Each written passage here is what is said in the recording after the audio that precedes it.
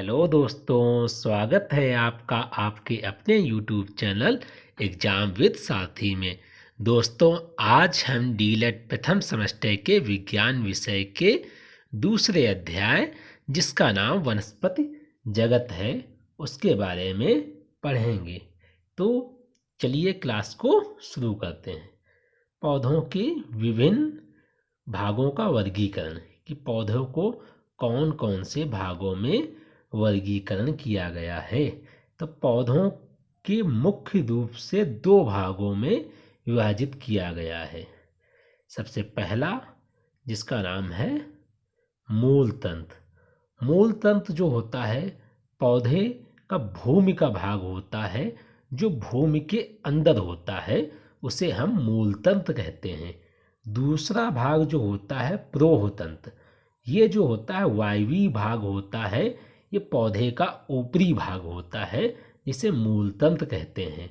अब हम पढ़ेंगे कि पौधे के विभिन्न भाग, कि पौधे के कौन कौन से विभिन्न भाग होते हैं। तो सबसे पहले हम जड़ को पढ़ते हैं, जो कि पौधे का एक भाग होता है। तो आप इसमें पूछा जा सकता है कि जड़ किसे कहते हैं, तो आप वहाँ एग्जाम में लिख सकते हैं पौधे का जो भाग मिट्टी के अंदर होता है, उसे जड़ कहते हैं। जो जड़ होती हैं, ये प्रकाश के विपरीत दिशा में वृद्धि करती हैं। ये जड़ें जो होती हैं, प्रकाश के विपरीत दिशा में वृद्धि करती हैं। अगर आपसे पूछे कि जड़ों के कार्य क्या होते हैं, तो आप वहाँ पे लिख सकते हैं कि जड़ें जो होती हैं, मिट्टी में स्थिर करके सहारा प्रदान करती हैं। जड़ें जो होते हैं, पौधे को वो सहारा प्रदान करती हैं। और दूसरा यह लिख सकते हैं, जड़ें मिट्टी से जल व खनिज लवणों को सोख लेती हैं, जो बाद में तने तथा पत्तियों में भेज दिए जाते हैं। यानी ये जड़ें होती हैं, इनके जो कार्य अगर पूछ लिया जाए, तो आप वहाँ पे ये लिख देना कि जड़ें पौधे को सहारा देती हैं और खनिज लवणों को तने द्वारा पत्तियों में भेज दिए जाते हैं। ये सब जड़ों के माध्यम से ही संभव है।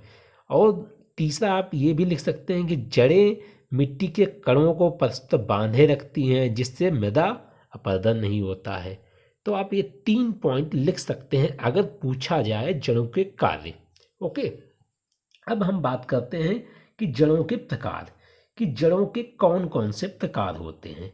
तो जड़ों के मुख्य रूप से जड़ों के जो प्रकार होते हैं, उनका हम वर्णन करेंगे। तो सबसे पहले हम पढ़ते हैं मूसला जड़ें। मुकी ये जो जड़ें के जो प्रकार होते हैं, उसमें जो पहला जो है प्रकार, वो है मूसला जड़ें। तो किससे कहते हैं मूसला जड़ें, आइए जानते हैं। मूलांकुर से विकसित मुख्य जड़ को मूसला जड़ कहते हैं। जो मूलांकुर होता है, उससे जो विकसित होती है, जो मुख्य जड़ होती है, उसे मूसला जड़ कहते हैं। इसे प्राथमिक जड़ से अनेक द्वितीयक जड़ें फूटती हैं। इस जो प्राथमिक जड़ें होती हैं, इससे अनेक द्वितीयक जड़ें फूटती हैं, और द्वितीयक जड़ों से तृतीयक जड़ें एवं इसी प्रकार से और शाखाएं मिलकर एक मूसला जड़ तंत्र का निर्माण कर लेती हैं। मूसला जड़ें भूमि से अधिक गहराई तक जाती हैं। ये जो मूसला जड़ें होती हैं, ये अधिक गहराइयों तक जाती हैं। सबसे पहले इसमें एक प्राथमिक जड़ फूटती है, फिर उसके बाद द्वितीयक से तृतीयक, और इस प्रकार से जड़ें फूटती जाती हैं। इसे ही मूसला जड़ कहते हैं। ऐसी जड़ें द्विबीजपत्री होती हैं। द्विबीजपत्री जैसे कि चना हो गया, मटर हो गया, इमली हो गई। अब हम आपको बताते हैं कि ये मूसला जड़ें कैसी होती हैं। तो आप ये देखिए, ये मूसला जड़ें हैं। ये देखो मूसला जड़ें, ये मूसला जड़ें हैं।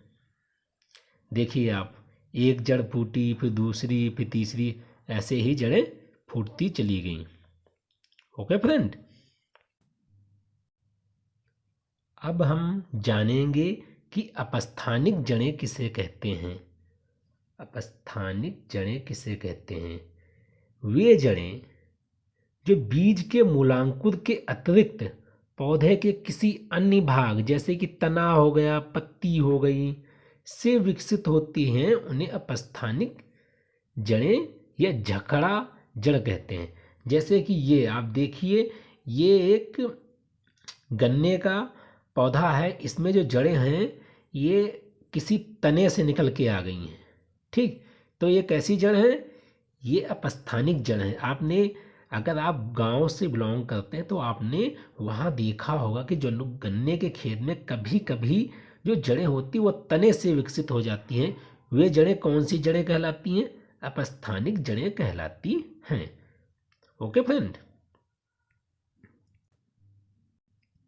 अब हम बात करेंगे कि तना किसे कहते हैं, जो कि यह भी एक पौधे का ही भाग है। दोस्तों, यहाँ हम सिर्फ वो चीज़ें पढ़ेंगे जो एग्ज़ाम के लिए बहुत महत्वपूर्ण हैं। हम पूरी किताब यहाँ आपको नहीं पढ़ा सकते, और उसका कोई मतलब भी नहीं है पूरी किताब पढ़ा देना। नोट्स का मतलब ही यही होता है कि जो मेन टॉपिक हैं, जो मेन चीज़ें हैं, उनको यहाँ पे सिर्फ बताया जाए, और आप लोग जो मैं पढ़ाऊँ उन्हें आप शॉर्ट नोट्स में आप लिखते रहिए, और एक क्लास को आप ईयरफोन लगा के आराम से किसी कोने में बैठ के आराम से सुने। आपको यहीं क्लास में सब कुछ याद हो जाएगा। मैं आपको बिल्कुल विश्वास दिलाता हूँ, आपको यहीं सब कुछ याद हो जाएगा। ओके, तो स्टार्ट करते हैं कि तना किसे कहते हैं।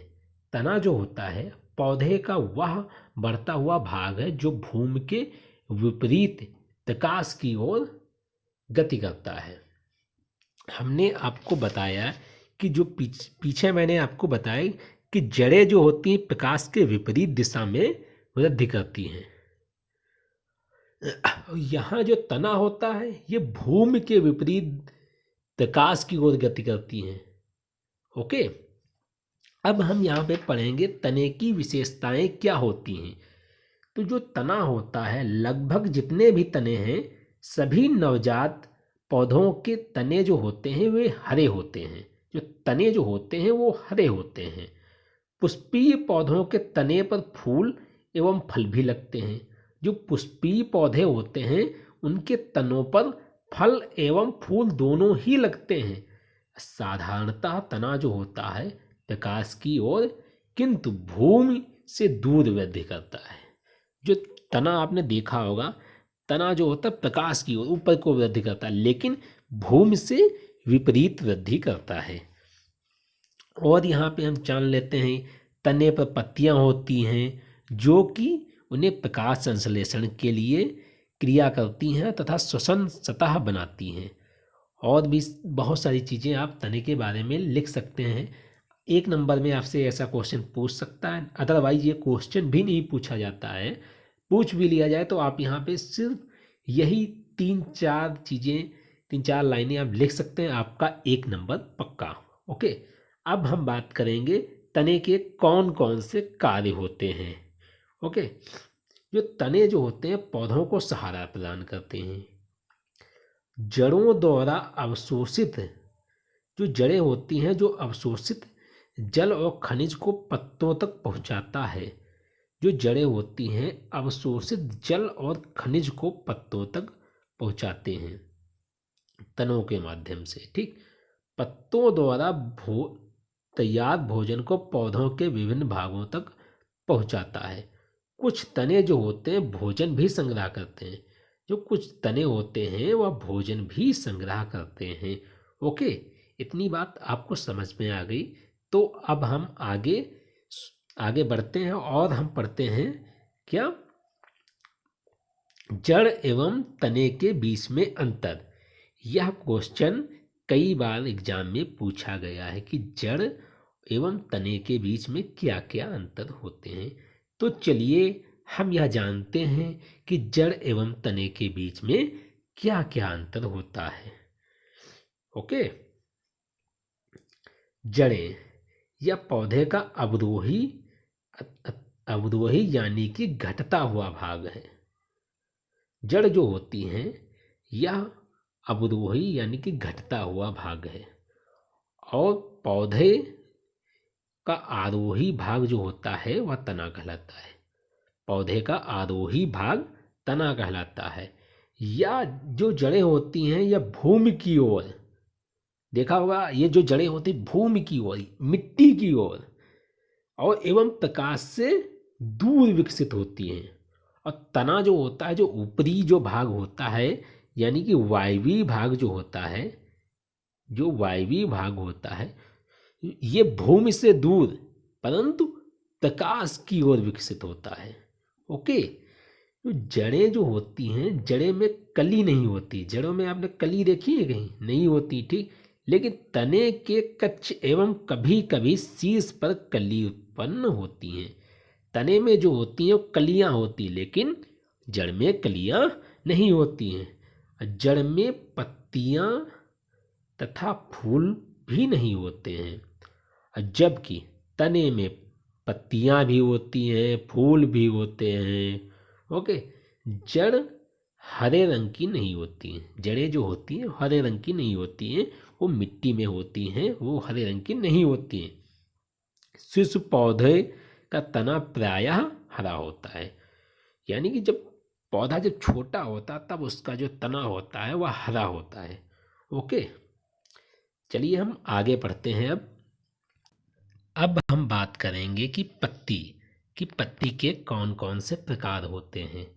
इससे पहले हम यह जान लेते हैं कि पत्ती किसे कहते हैं। यहाँ मैंने पत्ती किसे कहते हैं इसके बारे में इसलिए नहीं लिखा है क्योंकि इससे क्वेश्चन बनता नहीं है, लेकिन आपको मैं सामान्य भाषा में आपको समझाने की कोशिश कर रहा हूँ कि पत्ती जो होती हैं पौधे की शाखाओं या बाजुओं से लगी हुई चपटी रचना होती हैं, और जो पत्तियां होती हैं ये प्रायः हरे रंग की होती हैं। ओके। तो चलिए अब हम स्टार्ट करते हैं कि पत्ती के कौन कौन से प्रकार होते हैं, कि पत्ती के प्रकार कौन कौन से होते हैं। तो सबसे पहले हम जो पत्ती का जो प्रकार होता है उससे कहते हैं सरल पत्ती। सरल पत्ती किसे कहते हैं यह जानते हैं। जब पर्णफलक अच्छिन्न अथवा कटी हुई ना होकर पूर्ण रूप से फैली होती हैं तथा कटाव मध्य सिरा तक नहीं हो, इसे सरल पत्ती कहते हैं।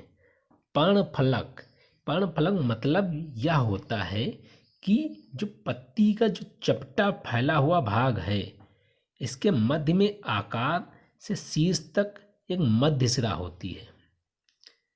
ये आप देखिए, ये मध्य सिरा से शीर्ष तक ये जो सिरा होती है, इसमें जब पर्णफलक ये पतली पतली पार्श्व सिराएं होती हैं, निकलकर जो होती हैं किनारों तक जाती हैं, लेकिन इसमें कटी फटी नहीं होती हैं। ये जो होती हैं, ये सिराएं जो होती हैं, ये जो सीधे निकल गई हैं, ये कटी फटी नहीं होती हैं, इसीलिए इन्हें सरल पत्ती कहा जाता है। आप इसमें बरगद वाले में देख लीजिए, जो मध्य सिरा है यह जो मध्य सिरा है, एक मिनट, यह जो मध्य सिरा है जो सीधा ये मध्य सिरा है, ठीक। अब इससे जो सिरा निकली है सीधी देखो निकली है, ये यहाँ तक किनारे तक गई है, ये सीधी गई है, ये सीधी गई है। ये पीपल का पत्ता है, ये बिल्कुल सीधी गई है, ये कहीं कटी फिटी नहीं है, इसीलिए ये सरल पत्ती। आप यहाँ पे इसके भी देख लीजिए, ये उसका है, अमरूद का है, इसमें भी देख लीजिए, ध्यान से देखिए। एक मिनट आप ध्यान से देखिए। हाँ देखिए, ये जो है सीधा मध्य सिरा जो है फिर सीधी सीधी ऐसे गई हैं, बीच में कटी फटी नहीं है, कुछ भी नहीं है। तो ऐसी जो पत्तियां हैं वो सरल पत्ती कहलाती हैं। ओके। सरल पत्ती जैसे कि आम, बरगद, पीपल, अमरूद, आप समझ गए ना अब सरल पत्ती किसे कहते हैं। अब हम यह जानते हैं कि संयुक्त पत्ती किसे कहते हैं। ओके, इसको हटा दें। संयुक्त पत्ती किसे कहते हैं। जब पर्णफलक में कटाव मध्य सिरा तक पहुंच जाते हैं, जिसके फलस्वरूप अनेक पर्णक बन जाते हैं। इसे संयुक्त पत्ती कहते हैं। यह 2 प्रकार की होती हैं। ओके, आप यह जान ही चुके हैं पर्णफलक किसे कहते हैं। ओके, पिच्छाकार संयुक्त पत्ती किसे कहते हैं। ये जो होती संयुक्त पत्तियां जो होती हैं वो 2 प्रकार की होती हैं। सबसे पहला जो प्रकार है पिच्छाकार संयुक्त पत्ती है। इस प्रकार की पत्ती में अनेक पर्णक एक मध्य सिरा पर स्थित होते हैं। अनेक जो पर्णक होते हैं एक मध्य सिरा पर स्थित होते हैं। एक मिनट, जैसे कि आप यहाँ पे देख रहे हैं नीम की पत्ती जो है ये अनेक पर्णक एक मध्य सिरा पर स्थित हैं। इसमें आप यह गौर से देखिए, अनेक जो पर्णक हैं वो मध्य सिरा से स्थित हैं। ओके, अब इसका जो दूसरा प्रकार है उसका नाम है हस्ताकार संयुक्त पत्ती। हस्ताकार संयुक्त पत्ती, इस प्रकार की जो पत्तियां होती हैं वो अनेक पर्णक एक ही बिंदु से अर्थात पर्णवृत्त के शीर्ष से जुड़े होते हैं। अब पर्णवृत्त किसे कहते हैं यह हम यहाँ पे जान लेते हैं। पत्ती के जो डंठल होता है, पत्ती का डंठल को पर्णवृत्त कहते हैं। पत्ती का ये डंठल है इसे पर्णवृत्त कहते हैं। बिना डंठल वाली पत्तियों को अवृणत एवं डंठल वाली पत्तियों को संवृत पत्ती कहते हैं। ये जो होता है पर्णवृत्त, ये इसी को कहते हैं। यहाँ पे हम यह बताने की कोशिश कर रहे हैं कि पत्ती के डंठल को पर्णवृत्त कहते हैं। ओके, तो इस प्रकार की जो पत्तियां जो होती हैं अनेक पर्णक एक ही बिंदु अर्थात पर्णवृत्त के शीर्ष से जुड़े होते हैं, जैसे कि सिल्क कॉटन वृक्ष। और ये जो भोले बाबा पे जो पत्तियां चढ़ती हैं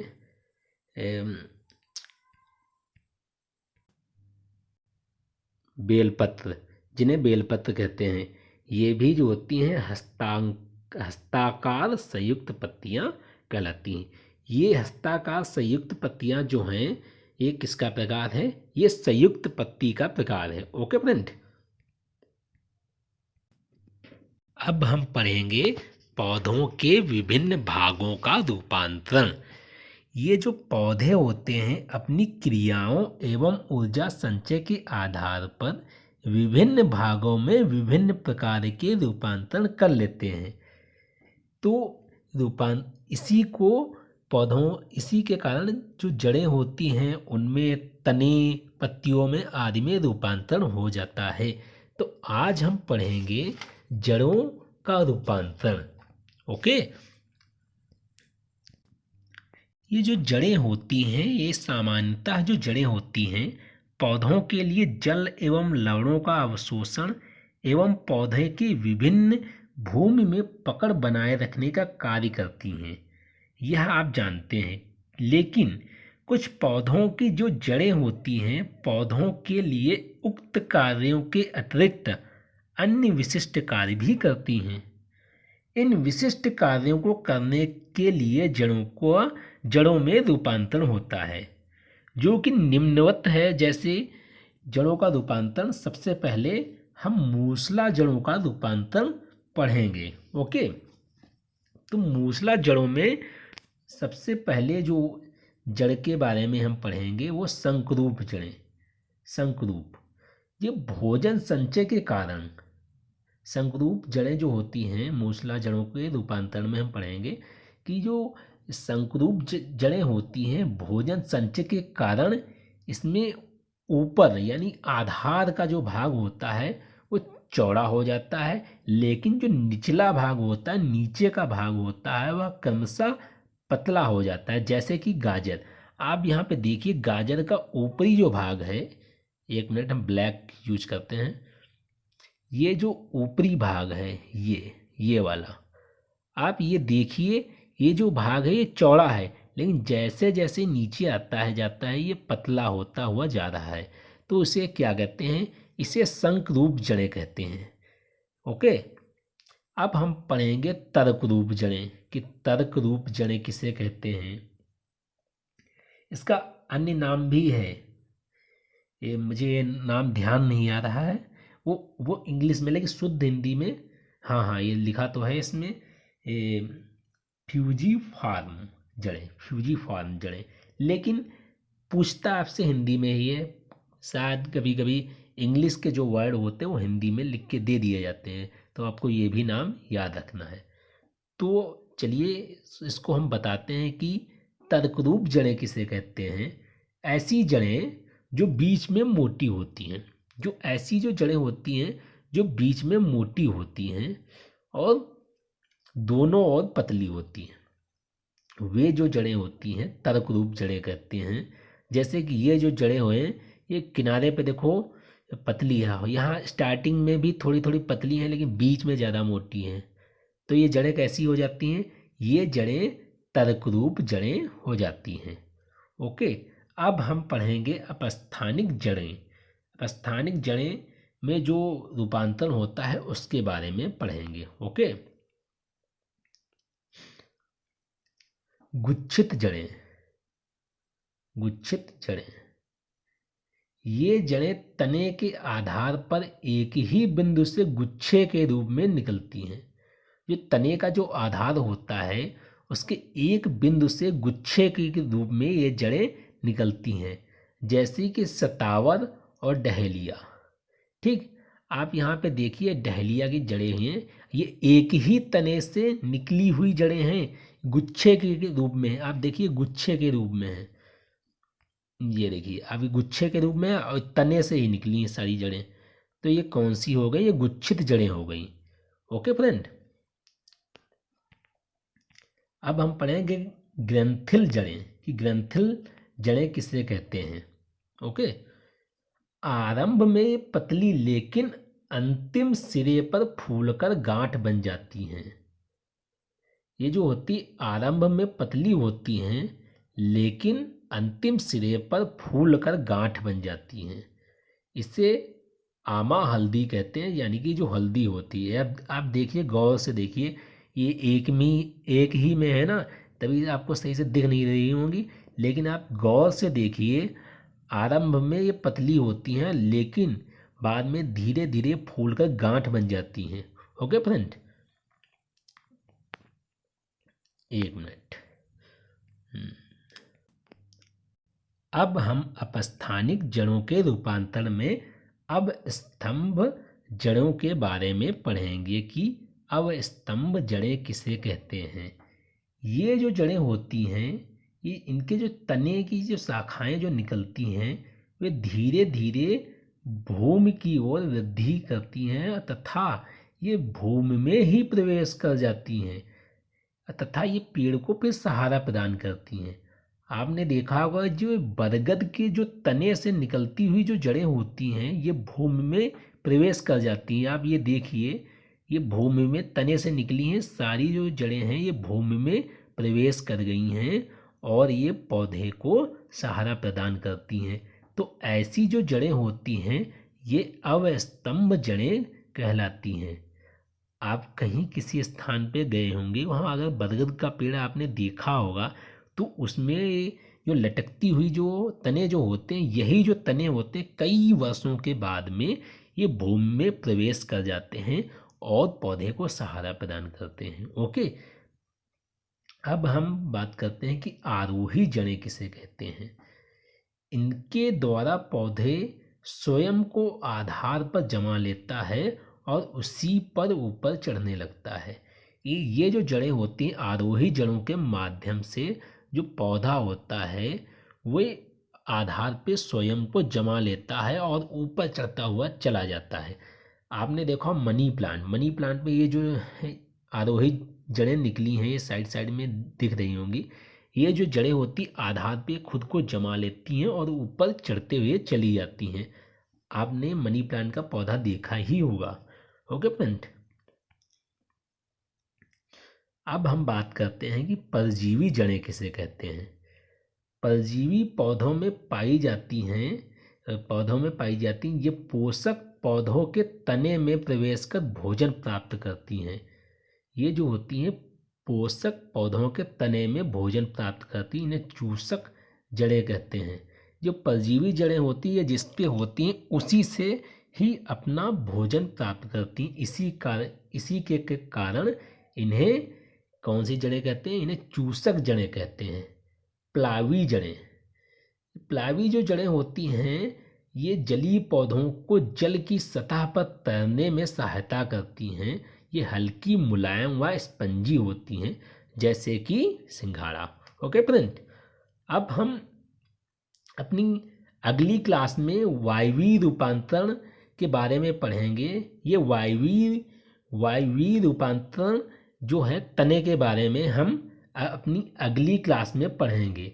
तब तक के लिए जय हिंद, जय भारत। और हाँ, आप हमारे इस चैनल को सब्सक्राइब कीजिए एवं हमारे इस वीडियो को लाइक कीजिए, कमेंट कीजिए और अपने अन्य साथियों में इस वीडियो को शेयर कीजिए, जिससे हमारी जो फैमिली है, ये यूट्यूब फैमिली जो है, ये काफ़ी बड़ी हो और यहाँ आप जैसे अच्छे अच्छे प्रशिक्षु जुड़ें और हमारा जो चैनल है वो हर बच्चे के पास में पहुँचे जिसको इसकी बहुत ज़्यादा आवश्यकता है।